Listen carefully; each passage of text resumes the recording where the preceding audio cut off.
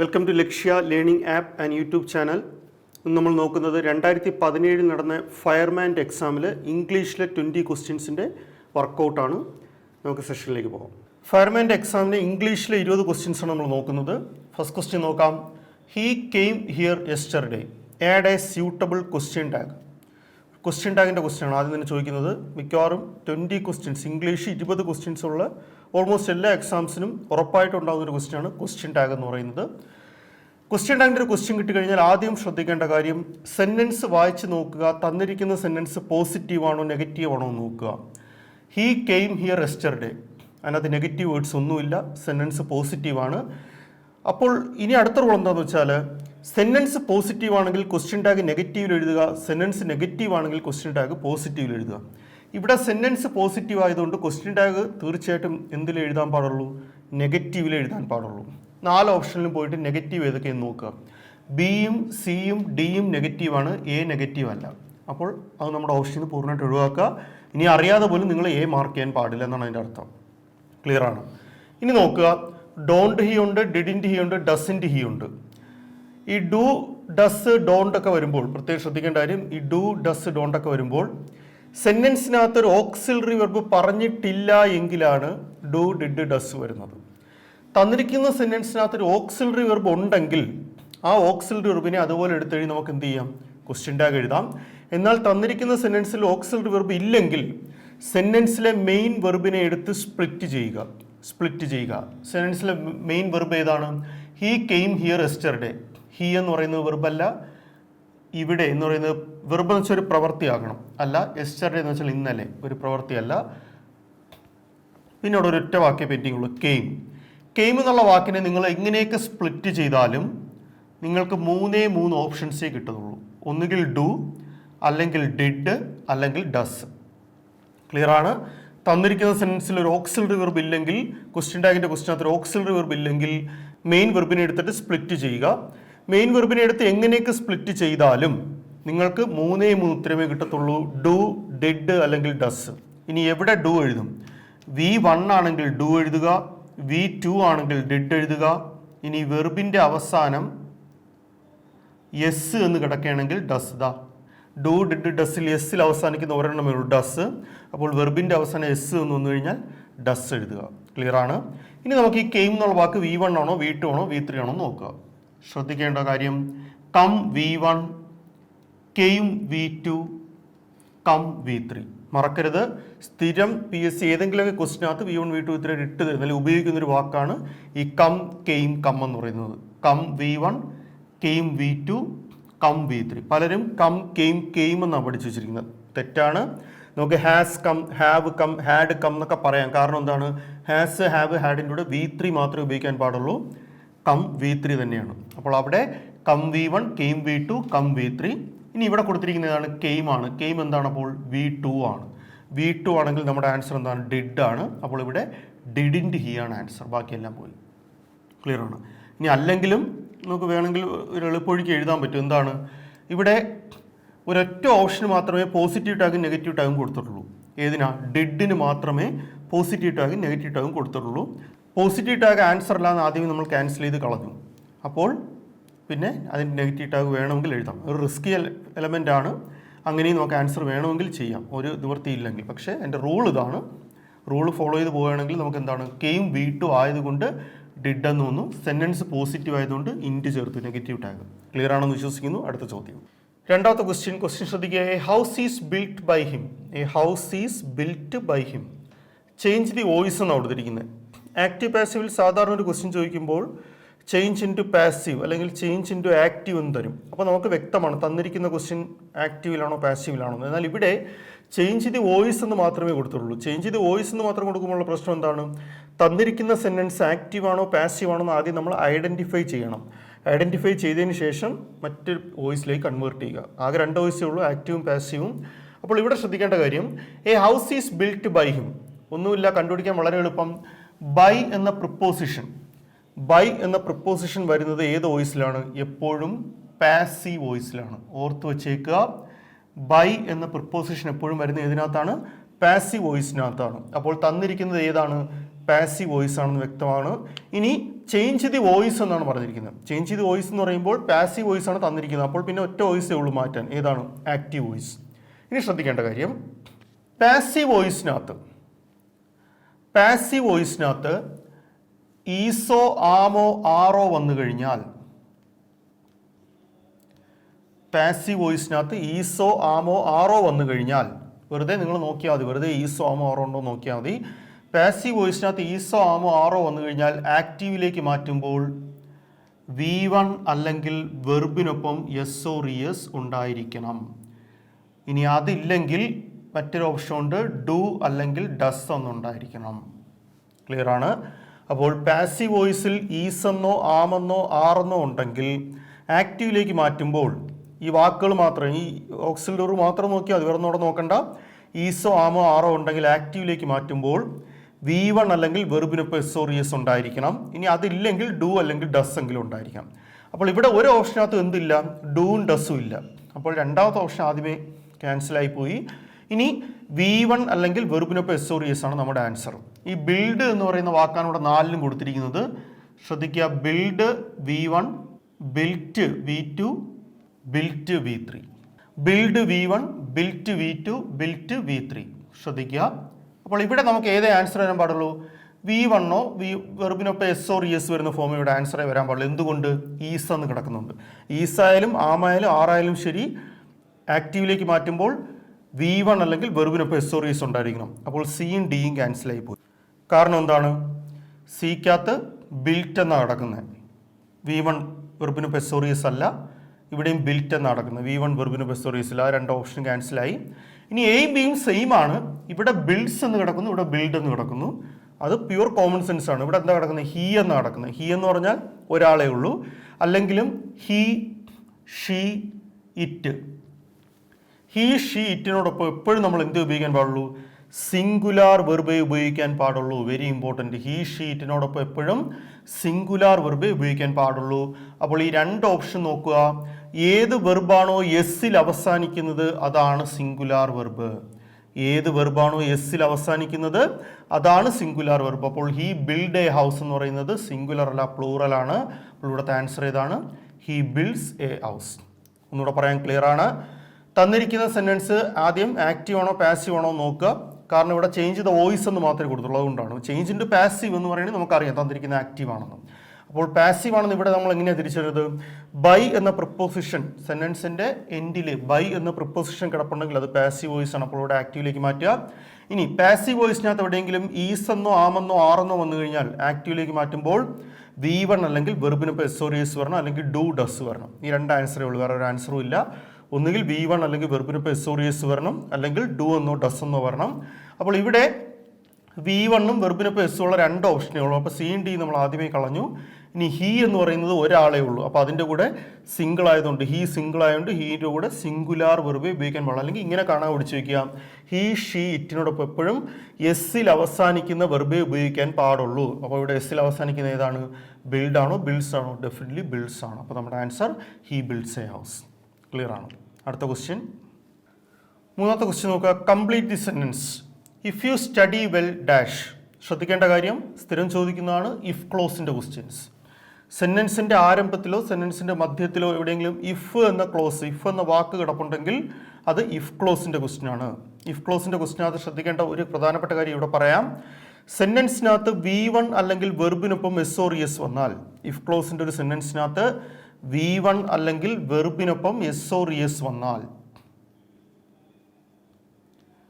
If ക്ലോസിൻ്റെ ഒരു സെന്റൻസിനകത്ത് V1 അല്ലെങ്കിൽ വെർബിനൊപ്പം S or ES വന്നാൽ നമ്മുടെ answer will, shall, can, may plus V1 ആണ് ആൻസർ. ക്ലിയർ ആണ്. തന്നിരിക്കുന്ന സെന്റൻസിൽ ഇഫ് ക്ലോസിൻ്റെ ഒരു സെന്റൻസിനകത്ത് V1 അല്ലെങ്കിൽ വെർബിനൊപ്പം എസ് ഓർ ഇഎസ് വന്നു കഴിഞ്ഞാൽ ഒന്നുകിൽ വിൽ അല്ലെങ്കിൽ ഷാൽ അല്ലെങ്കിൽ ക്യാൻ അല്ലെങ്കിൽ may. Will, shall, can, may ഇതിലേതെങ്കിലും ഒന്ന് പ്ലസ് V1 ആണ് ആൻസർ. ശ്രദ്ധിക്കുക ഒന്നുകൂടി. ഇഫ് ക്ലോസിൻ്റെ സെന്റൻസിനകത്ത് V1 അല്ലെങ്കിൽ വെർബിനൊപ്പം എസ് ഓർ ഇഎസ് വന്നാൽ will, shall, can, may plus V1 ആണ് ആൻസർ. ഇനി ക്വസ്റ്റ്യനിലേക്ക് പോകാം. ഇഫ് എന്ന വാക്കൂടെ കിടക്കുന്നുണ്ട്, ഇഫ് എന്ന ക്ലോസ് കൂടെ കിടപ്പുള്ളതുകൊണ്ട് അത് ഇഫ് ക്ലോസിൻ്റെ ക്വസ്റ്റ്യൻ. ഇനി അതിനകത്ത് V1 വെർബിന് ഇപ്പോൾ എസ്സോറിയസ് ആണോ എന്ന് നോക്കുക. ആണ്, സ്റ്റഡി എന്നാണ് കിടക്കുന്നത്. സ്റ്റഡി എന്ന് പറയുന്നത് V1 ആണ്. ഇനി സ്റ്റഡീസ് എന്നായിരുന്നെങ്കിൽ വെർബിന് ഇപ്പോൾ എസ് ആയേനെ. ഇനി രണ്ടാണെങ്കിലും, സ്റ്റഡി എന്നാണെങ്കിലും സ്റ്റഡീസ് എന്നാണെങ്കിലും. ഇനി സ്റ്റഡീഡ് എന്നാണെങ്കിൽ V2 ആയേനെ. V2 ആണെങ്കിൽ നമ്മുടെ റൂള് മാറും. V2 ആണെങ്കിൽ എന്തായി മാറും? ഇതെല്ലാം അങ്ങ് പാസ്റ്റിലോട്ട് മാറ്റിയാൽ മതി. വില്ല് വുഡാകും, ഷാൽ ഷുഡാകും, ക്യാൻ കുഡാകും, മേ മൈറ്റ് ആകും. പ്ലസ് V1 തന്നെയാണ് ആൻസർ. ക്ലിയർ ആണ്. അപ്പോൾ V2 ആണ് വരുന്നതെങ്കിൽ would, should, could, might plus V1 ആണ് ആൻസർ. ക്ലിയർ ആണ്. V1 ആണ് ആൻസർ. അപ്പോൾ ഇവിടെ സ്റ്റഡി എന്ന് കിടക്കുന്നുണ്ട്, അത് V1 ആണ്. അപ്പോൾ V1 വെർബിന് ഇപ്പോൾ എസ്സോറിയസ് ഉള്ളത് എന്ത് എഴുതണമെന്ന് പറഞ്ഞാൽ will, shall, can, may plus V1. 4 ഓപ്ഷനിലും പോവുക. വില്ലോ, ഷാലോ, ക്യാനോ, മേയോ ഉള്ള ഏതെങ്കിലും ഓപ്ഷൻ ഉണ്ടോ എന്ന് നോക്കുക. 4 കൂടെ ഒരിക്കലും ഓപ്ഷൻ തരാറുമില്ല, ഒരെണ്ണമേ തരാറുള്ളൂ. ഓർത്തോളുക. വിൽ അല്ലെങ്കിൽ ഷാൽ ഉണ്ടോ എന്ന് നോക്കുക. എക്കകത്ത് ഇല്ല, ബിക്കകത്ത് ഇല്ല, സിക്കകത്ത് ഇല്ല, ഡിക്കകത്ത് വില്ലെന്ന് കിടപ്പുണ്ട്. ഒന്നും ആലോചിക്കില്ല, അത് ആൻസർ. ക്ലിയർ ആണ്. അപ്പോൾ അങ്ങനെ ഒന്നിലധികം ഓപ്ഷൻ വന്നാലേ നമ്മൾ വേറെ എന്തെങ്കിലും മിസ്റ്റേക്ക് ഉണ്ടോ എന്ന് നോക്കേണ്ട കാര്യമുള്ളൂ. ഇവിടെ വില്ലോ, ഷാലോ വരുന്ന ഓപ്ഷൻ ഉണ്ടോ എന്നാണ് നമ്മൾ ആദ്യം നോക്കുന്നത്. അങ്ങനെ നോക്കിയപ്പോൾ തന്നെ 3 ക്യാൻസലായി പോയി. ഒരെണ്ണത്തിനകത്തേ വില്ലുള്ളൂ. പിന്നെ അത് ആൻസർ, വേറെ ഒന്നുകൂടെ ആലോചിക്കാൻ നിൽക്കേണ്ട. ക്ലിയർ ആണ്. അടുത്ത ക്വസ്റ്റ്യൻ, 4ാമത്തെ ക്വസ്റ്റ്യൻ നോക്കാം. Change into reported speech. The doctor said to the patient give up smoking. Reported speech അല്ലെങ്കിൽ ഡയറക്റ്റ് ഇൻഡയറക്റ്റ് സ്പീച്ച് രണ്ടും സെയിം ആണ്. ഇതിൽ സാധാരണഗതിയിൽ എന്താ ചെയ്യുന്നത്? ഒരു 2 പാർട്ട് കാണും. രണ്ടാമത്തെ പാർട്ടിൽ എപ്പോഴും ഡബിൾ ഇൻവെർട്ടഡ് കോമയ്ക്കകത്തൊരു പോർഷൻ കാണും. നമ്മൾ രണ്ടിനും കൂടെ ക്ലബ്ബ് ചെയ്ത് ഒറ്റ ആൻസറായിട്ട് എഴുതുക. അതാണ് ലക്ഷ്യം. The doctor said to the patient give up smoking. Okay. അപ്പോൾ സാധാരണഗതിയിൽ സെഡ് ടു എന്ന് പറഞ്ഞു കഴിഞ്ഞാൽ ടോൾഡ് എന്നാക്കി മാറ്റണം. സാധാരണഗതിയിൽ സെഡ് ടു എന്ന് കഴിഞ്ഞാൽ ടോൾഡ് എന്നാക്കി മാറ്റണം. എന്നാൽ ഇവിടെ ഓരോ ഓപ്ഷനകത്തും ദ ഡോക്ടർ ടോൾഡ് എന്ന് കൊടുത്തിട്ടില്ല. എല്ലാത്തിനകത്തും അഡ്വൈസ്ഡ് എന്നാണ് കൊടുത്തിരിക്കുന്നത്. അപ്പോൾ പിന്നെ നമ്മൾ അതിനെക്കുറിച്ച് ചിന്തിക്കേണ്ട കാര്യമേ ഇല്ല. PSC 4 ഓപ്ഷനകത്ത് എന്ത് കൊടുത്തിട്ടുണ്ട്? അഡ്വൈസ്ഡ് എന്ന് കൊടുത്തു. ഇനി എന്തുകൊണ്ട് ഇവിടെ അഡ്വൈസ്ഡ് എന്ന് കൊടുത്തു എന്ന് വെച്ചാൽ ഡോക്ടർ പേഷ്യൻറ്റിനോട് പറയുകയാണ് give up smoking. Give up smoking എന്ന് വെച്ചാൽ സ്മോക്കിംഗ് നിർത്താനാണ് പറയുന്നത്, അബാൻഡൻ ചെയ്യുക, ഉപേക്ഷിക്കാനാണ് പറയുന്നത്. ഗീവ് അപ്പ് എന്ന് പറയുന്നത് ഒരു ഫ്രേസൽ വെർബാണ്. ഗീവ് അപ്പിൻ്റെ ഫ്രേസൽ വെർബിൻ്റെ മീനിങ് പ്രത്യേകം പഠിച്ചു വെച്ചേക്കുക. ഗീവ് അപ്പ് ഫ്രേസൽ വെർബിൻ്റെ മീനിങ് ഒന്നുകിൽ റിജക്റ്റ് അല്ലെങ്കിൽ അബാൻഡൻ. അബാൻഡൻ എന്ന് വെച്ചാൽ ഉപേക്ഷിക്കുക, റിജക്റ്റ് ചെയ്യുക, ഉപേക്ഷിക്കുക. രണ്ടും ഓൾമോസ്റ്റ് സെയിം മീനിങ് തന്നെയാണ്. റിജക്റ്റ് ചെയ്യുക അല്ലെങ്കിൽ അബാൻഡൻ ചെയ്യുക, ഉപേക്ഷിക്കുക എന്നാണ് മീനിങ്. അപ്പോൾ ഗിവ് അപ്പ് സ്മോക്കിംഗ് എന്ന് വെച്ചാൽ അതിൻ്റെ അർത്ഥം എന്താണ്? അബാൻഡൻ സ്മോക്കിംഗ്, സ്മോക്കിംഗ് ഉപേക്ഷിക്കുക, സ്മോക്കിംഗ് നിർത്തുക എന്നാണ് പറയുന്നത്. ഡോക്ടർ ഒരു പേഷ്യൻറ്റിനോട് സ്മോക്കിംഗ് നിർത്തണം എന്ന് പറഞ്ഞു കഴിഞ്ഞാൽ അത് ഓട്ടോമാറ്റിക്കായിട്ട് എന്താണ്? അതൊരു അഡ്വൈസാണ്, ഉപദേശമാണ്. അതുകൊണ്ടാണ് 4ലും അഡ്വൈസ്ഡ് എന്ന് കൊടുത്തിരിക്കുന്നത്. പിന്നെ PSC ക്വസ്റ്റ്യൻ തന്നെ തന്നിട്ടുള്ളതുകൊണ്ട് നമ്മൾ അതിനെക്കുറിച്ച് വറീഡ് ആകണ്ട. അപ്പോൾ ഇവിടെ ശ്രദ്ധിക്കേണ്ട കാര്യം ഗീവ് അപ്പ് സ്മോക്കിംഗ്. നമ്മൾ എപ്പോഴും ശ്രദ്ധിക്കേണ്ടത് ഡബിൾ ഇൻവെർട്ടഡ് കോമയുടെ ആദ്യം കിടക്കുന്ന വാക്കിൽ എപ്പോഴും ഒരു ശ്രദ്ധ വേണം. ഡബിൾ ഇൻവെർട്ടഡ് കോമയിൽ കൊടുത്തിരിക്കുന്ന ആദ്യത്തെ വാക്ക് എപ്പോഴും ശ്രദ്ധിക്കുക. അതൊരു വെർബിലാണോ ആരംഭിക്കുന്നത് നോക്കുക. അതൊരു വെർബിലാണോ ആരംഭിക്കുന്നത് എന്ന് നോക്കുക. ഗീവ് എന്ന് പറയുന്നത് ഡെഫിനറ്റ്ലി വെർബാണ്. നിങ്ങൾ വെർബിലാണോ ആരംഭിക്കുന്നത് നോക്കുക, എന്ത് ചെയ്താൽ മതി? ഒന്നുകിൽ ING ഇട്ട് നോക്കുക, അല്ലെങ്കിൽ V1, V2, V3 ഉണ്ടോ നോക്കുക. Give V1, gave V2, given V3. Clear ആണ്. V1, V2, V3 ഉണ്ട്. ഇനി ഇല്ലെങ്കിൽ ഗിവിങ് ING ഇട്ട് കൊടുക്കാലും വെർബിനോടൊപ്പം മാത്രമേ നമുക്ക് ING ഇടാം. നൗണിനോടൊപ്പം ING ഇട്ട് നോക്കാൻ സ്യൂട്ടാവത്തില്ല. അപ്പോൾ നോക്കുക, വെർബിലാണോ ആരംഭിക്കുന്നത് നോക്കുക. ഡെഫിനറ്റ്ലി ഇവിടെ എന്തിലാണ് ആരംഭിക്കുന്നത്? വെർബിൽ തന്നെയാണ് ആരംഭിക്കുന്നത്. വെർബിൽ ആരംഭിക്കുന്ന സെന്റൻസുകൾ റിപ്പോർട്ട് ചെയ്യുമ്പോൾ നിർബന്ധമായും അവിടെ കണക്റ്റിംഗ് വേർഡ് ടു ഉണ്ടായിരിക്കണം. Very important. വെർബിൽ ആരംഭിക്കുന്ന സെന്റൻസുകൾ റിപ്പോർട്ട് ചെയ്യുമ്പോൾ നിർബന്ധമായും അവിടെ കണക്റ്റിംഗ് വേർഡ് എന്തുണ്ടായിരിക്കണം? ടു ഉണ്ടായിരിക്കണം. കണക്റ്റിംഗ് വേർഡ് ടു ഉണ്ടായിരിക്കണം. അപ്പോൾ സിയും ഡിയും ക്യാൻസലായി പോയി. കാരണം എന്താണ്? 2 ഓപ്ഷനകത്തും ടു എന്ന് പറയുന്നൊരു വാക്കേ കൊടുത്തിട്ടില്ല. ടു എന്ന് പറയുന്നൊരു പ്രിപ്പോസിഷനെ കൊടുത്തിട്ടില്ല. എന്നാൽ വെർബിലാണ് സെൻറ്റൻസ് ആരംഭിക്കുന്നതെങ്കിൽ നിർബന്ധമായും ടു എന്ന കണക്റ്റിംഗ് വേർഡ് ഉണ്ടായിരിക്കണം. അത് കൃത്യമായി പഠിച്ചു വെച്ചേക്കുക. അപ്പോൾ സിയും ഡിയും റെഡിലി ക്യാൻസൽഡായി. ഇനി 2 വായിച്ചു നോക്കുക. The doctor advised the patient to give up smoking എന്ന് വെച്ചാൽ അതിൻ്റെ അർത്ഥം എന്താണ്? ഡോക്ടർ പേഷ്യൻറ്റിനെ ഉപദേശിച്ചു to give up smoking, smoking ഉപേക്ഷിക്കുക. 2ാമത്തെ ഓപ്ഷൻ വായിക്കുക. The doctor advised the patient to smoke. അതിൻ്റെ അർത്ഥം എന്താണ്? ഡോക്ടർ പേഷ്യൻറ്റിനെ ഉപദേശിച്ചു ടു സ്മോക്ക്, നീ പുക വലിച്ചോളാൻ ഉപദേശിച്ചു എന്നാണ് പറയുന്നത്. അങ്ങനെ ഏതെങ്കിലും ഡോക്ടർ ഉപദേശിക്കൂ? ഇല്ല, ഒരിക്കലും ഇല്ല. അപ്പോൾ അത് ലോജിക്കലി തന്നെ മിസ്റ്റേക്കാണ്. The doctor advised the patient to smoke എന്ന് വെച്ചാൽ ഡോക്ടർ പേഷ്യൻറ്റിനോട് സ്മോക്ക് ചെയ്തോളം അഡ്വൈസ് ചെയ്തു, തെറ്റാണ്. എന്നാൽ ക്വസ്റ്റ്യനിൽ തന്നിരിക്കുന്ന വാക്ക് അതുപോലെ അവിടെ ഉണ്ടായിരിക്കണം. ക്വസ്റ്റ്യനിൽ തന്നിരിക്കുന്ന ടെൻസ് മാറ്റാൻ പാടില്ല. Very very important. ടെൻസ് എന്ന് പറയുമ്പോൾ ടെൻസ് എപ്പോഴും രണ്ടെണ്ണത്തിനെ ടെൻസ് ഉള്ളൂ. ഏതിനാ? വെർബിനും ഓക്സിലറി വെർബിനും മാത്രമേ ടെൻസ് ഉള്ളൂ. ഏത് സെൻറ്റൻസ് എടുത്തു നോക്കിയാലും വെർബിനും ഓക്സിലറി വെർബിനും മാത്രമേ ടെൻസ് ഉള്ളൂ. ബാക്കി ഒന്നിനും ടെൻസ് ഇല്ല. അത് നിങ്ങൾ മനസ്സിലാക്കേണ്ട ഒരു കാര്യമാണ്. അപ്പോൾ ഇവിടുത്തെ വെർബ് ഏതാണ്? ഗീവ് ആണ് ഇവിടുത്തെ വെർബ്. ഗീവ് എന്ന് പറയുന്നത് V1 ആണ്, പ്രസൻറ്റ് ടെൻസ് ആണ്. അപ്പോൾ കൺവേർട്ട് ചെയ്യുമ്പോൾ വെർബിൽ ആരംഭിക്കുന്ന സെൻറ്റൻസുകളെ ഇൻഡയറക്റ്റിലേക്ക് അല്ലെങ്കിൽ റിപ്പോർട്ട് ചെയ്യുമ്പോൾ ആ തന്നിരിക്കുന്ന അതേ ടെൻസ് തന്നെ ആയിരിക്കണം. അപ്പോൾ ഇവിടെ ഗീവ് എന്ന് പറയുന്ന വാക്കേ ഇല്ല. ക്ലിയർ ആണോ? രണ്ടാമത്തെ ഓപ്ഷനിൽ ഗീവ് എന്ന് പറയുന്ന വാക്കേ കൊടുത്തിട്ടില്ല. അപ്പോൾ പിന്നെ അതിന് എഴുതാനേ പാടില്ല. ക്ലിയർ? അപ്പോൾ നമ്മുടെ ആൻസർ ഇവിടെ ഏതാണ്? The doctor advise the patient to give up smoking. Clear ആണ്? അപ്പോൾ രണ്ട് കാര്യങ്ങൾ നമ്മൾ പഠിച്ചത്. വെർബിൽ ആരംഭിക്കുന്ന സെൻറ്റൻസുകൾ ഡബിൾ ഇൻവേർട്ടഡ് കോമയ്ക്ക് അകത്ത് വേണം നോക്കാൻ, ഇവിടെ അല്ല നോക്കേണ്ടത്. ഡബിൾ ഇൻവേർട്ടഡ് കോമയ്ക്ക് അകത്ത് നോക്കുക. വെർബിലാണ് ആരംഭിക്കുന്നതെങ്കിൽ കണക്റ്റിംഗ് വേർഡ് എന്ത് എഴുതുക? ടു എന്ന് എഴുതുക. അതുപോലെ തന്നെ ക്വസ്റ്റിനകത്ത് കിടക്കുന്ന ടെൻസിനെ മാറ്റാൻ പാടില്ല. ഇവിടെ ടെൻസ് നമ്മൾ വെർബ് വെച്ചിട്ടാണ് ടെൻസ് കണ്ടുപിടിക്കുന്നത്, വെർബ് അല്ലെങ്കിൽ ഓക്സിലറി വെർബ്. ഇവിടെ വെർബ് കൊടുത്തിട്ട് പോലും ഇല്ല. അങ്ങനെ നമുക്കത് ക്യാൻസൽ ചെയ്ത് കളയാം. പിന്നെ അതിനകത്തൊരു ഫ്രേസൽ വെർബ് കൂടെ ഉണ്ട്, അതും കൂടെ പഠിച്ചു വയ്ക്കുക. ഗീവ് അപ്പ് എന്ന് വെച്ചാൽ റിജക്റ്റ് അല്ലെങ്കിൽ അബാൻഡൻ എന്നാണ് അർത്ഥം. റിജക്റ്റ് ചെയ്യുക അല്ലെങ്കിൽ അബാൻഡൻ എന്ന് വെച്ചാൽ ഉപേക്ഷിക്കുക എന്നാണ് അർത്ഥം. വ്യക്തമായി ഓർത്ത് വെച്ചേക്കുക. ചോദിക്കാൻ ചാൻസ് ഉള്ളൊരു ഫ്രേസൽ വെർബും കൂടെയാണ്. അടുത്ത ക്വസ്റ്റ്യൻ നോക്കാം. Correct the proverb meaning fully to replace the verb. Correct the proverb meaning fully to replace the verb. വളരെ ഈസി ആയിട്ടുള്ള ഒരു ക്വസ്റ്റ്യൻ ആണ്. എല്ലാവർക്കും കൊച്ചിലോട്ടെ സ്കൂൾ ക്ലാസ്സിലോട്ടെ പഠിക്കുന്ന ഒരു ക്വസ്റ്റ്യൻ ആണ് ചോദിച്ചത്. Slow and steady is the race എന്നാണ് തന്നിരിക്കുന്നത്. തെറ്റാണ്, നമുക്ക് കാണുമ്പോഴേ അറിയാം.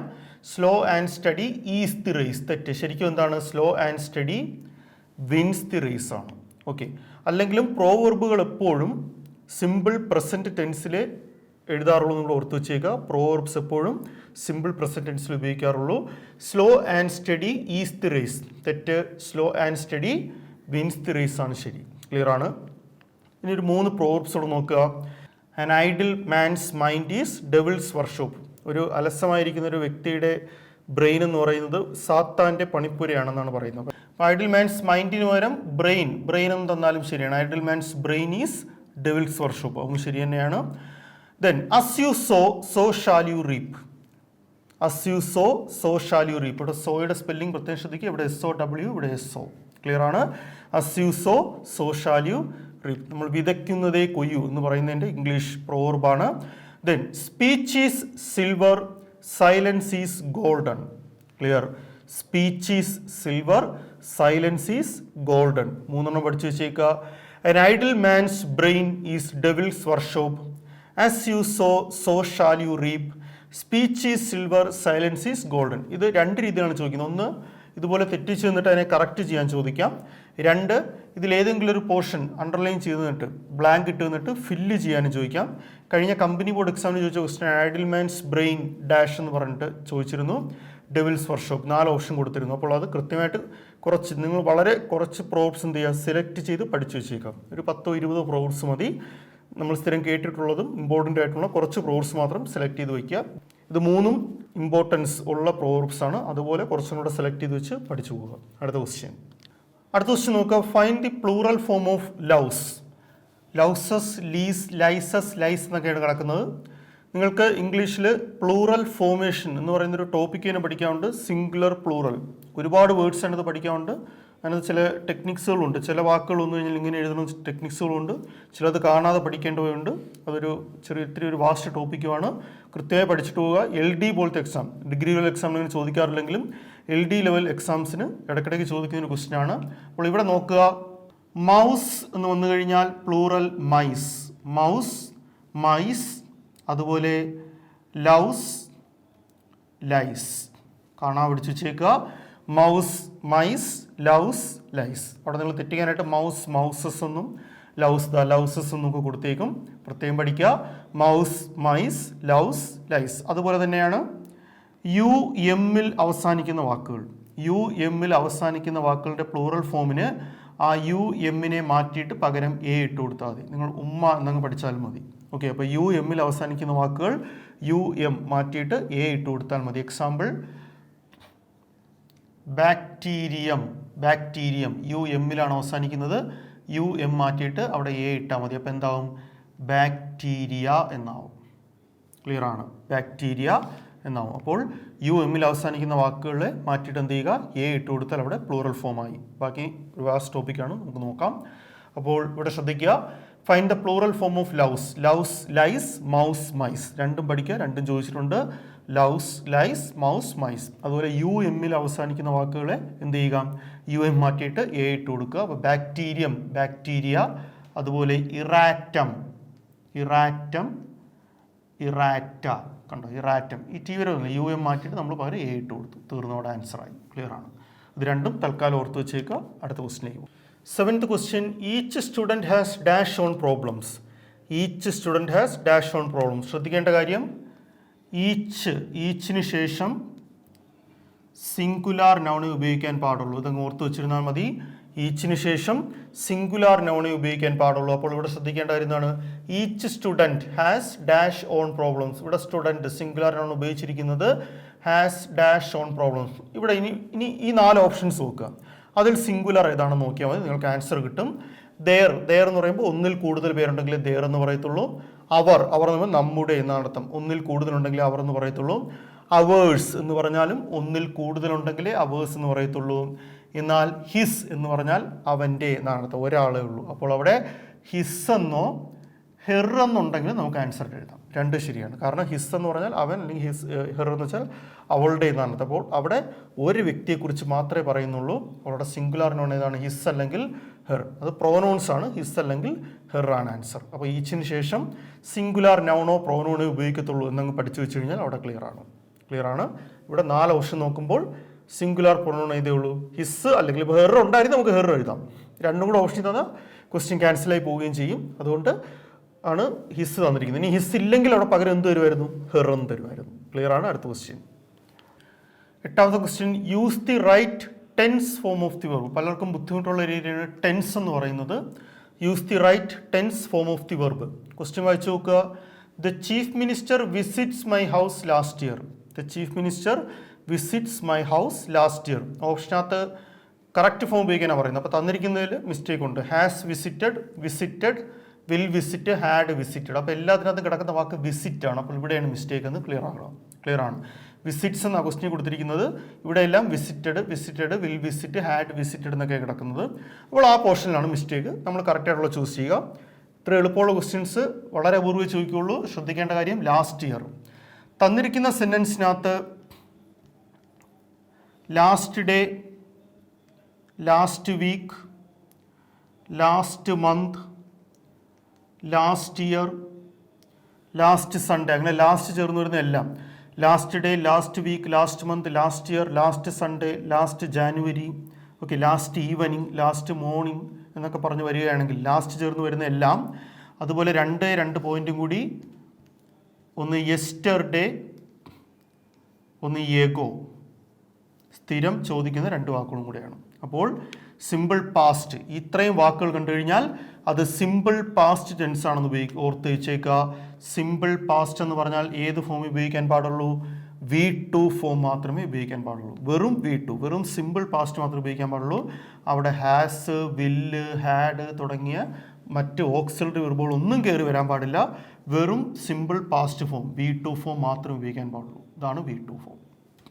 ക്ലിയർ ആണ്? അപ്പോൾ ക്വസ്റ്റ്യൻ ഇത്രയേ ഉള്ളൂ. നിങ്ങൾ വായിച്ചു നോക്കുമ്പോൾ last day, last week, last month, last year, last Sunday, ഇല്ലെങ്കിൽ യെസ്റ്റർഡേ, എഗോ, ഇത്രയും വാക്ക് മാത്രം പഠിച്ചത്. വേറെ വേർഡ്സുകളുണ്ട്. എക്സാം പോയിന്റ് ഓഫ് വ്യൂ ഇത്രയും മാത്രം പഠിച്ചാൽ മതി. യെസ്റ്റർഡേ, എഗോ, ഈ വാക്കുകൾ കണ്ടു കഴിഞ്ഞാൽ, ഇത് സ്ഥിരം റിപ്പീറ്റ് ചെയ്ത് ചോദിക്കുന്നുണ്ട്, ഒരുപാട് തെറ്റിക്കാറുണ്ട്. കൃത്യമായി പഠിച്ചു വെച്ചേക്കുക. ഈ യൂസേജുകളൊക്കെ കണ്ടു കഴിഞ്ഞാൽ അത് സിമ്പിൾ പാസ്റ്റ് ടെൻസ് ആണ്. സിമ്പിൾ പാസ്റ്റ് എന്ന് പറഞ്ഞാൽ വെറുതെ V2 എഴുതാൻ പാടുള്ളൂ. V2 എന്ന് പറയുന്നത് ഇതിനകത്ത് ഏതാണ്? Has visited, had visited, will visit ഒക്കെ അഡീഷൻസ് ഉണ്ട് അതിനകത്ത്. വെറുതെ കിടക്കുന്ന വാക്കാണ് V2. വിസിറ്റഡ് ആണ് ആൻസർ. ക്ലിയർ ആണ്? അടുത്ത question, give the opposite of the word expand. Expand ചെയ്യുക വെച്ചാൽ വികസിപ്പിക്കുക. അപ്പോൾ ചുരുക്കുക എന്താണ് അർത്ഥം? ഇവിടെ കോൺട്രാക്റ്റ് ആണ് ശരി ഉത്തരം. എക്സ്പാൻഡിൻ്റെ ഓപ്പോസിറ്റ് മറ്റൊരു വാക്കുണ്ട്, ആൻറ്റോണിം എന്ന് പറയും. സിനോണിം ആണെങ്കിൽ മീനിങ് ആണ് ചോദിക്കുന്നതെങ്കിൽ, ആൻറ്റോണിം ആണെങ്കിൽ ഓപ്പോസിറ്റ് ആണ് ചോദിക്കുന്നത്. അപ്പോൾ give the opposite of the word expand, contract. നിങ്ങൾ അതിന് കേട്ടിട്ടുണ്ട്, എക്സ്പാൻഷൻ, കോൺട്രാക്ഷൻ എന്ന് കേട്ടിട്ടുണ്ട്. അപ്പോൾ എക്സ്പാൻഡ് ഓപ്പോസിറ്റ് എന്താണ്?